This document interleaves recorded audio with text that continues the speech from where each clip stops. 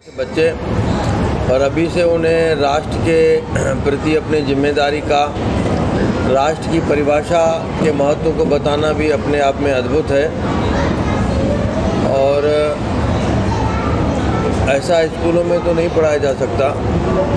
आजकल तो स्कूलों में प्रेयर भी नहीं हो रही है, प्रार्थना गीत भी नहीं हो रहा है। तो राष्ट्रगान की बात हम कैसे करें? सिर्फ समय समय पर होता है। उसमें भी जब राष्ट्रीय पर्व दिवस आते हैं तो बहुत कम बच्चे जा रहे हैं। इसलिए यह भी बातें हमारे सोच में रहती है कि राष्ट्र सर्वोपरि है।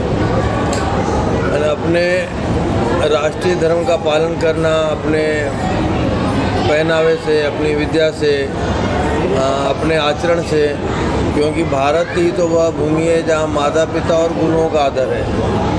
अन्यथा माता पिता और गुरुओं के प्रति अपना कर्तव्य बोध भी दूसरे देशों में नहीं है।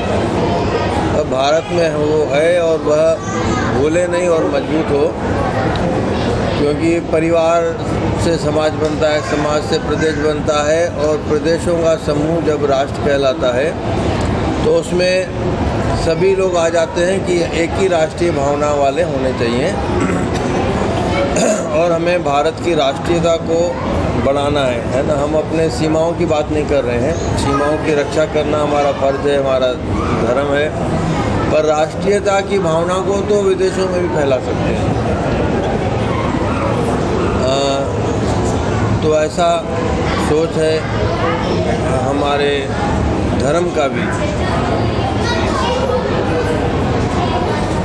भले भारत प्रजातांत्रिक देश है, अनेक धर्म हैं, अनेक बोलियां हैं, भाषाएं हैं, पर भारत विश्व के लिए एक उस मुकाम को, शब्द को रहता है कि भारत एक गुरु देश है, भारत धर्म प्रधान देश है। अनेक धर्म होते हुए भी हमारी राष्ट्रीयता हमारा धर्म है। बस हम यही कहना चाहते हैं।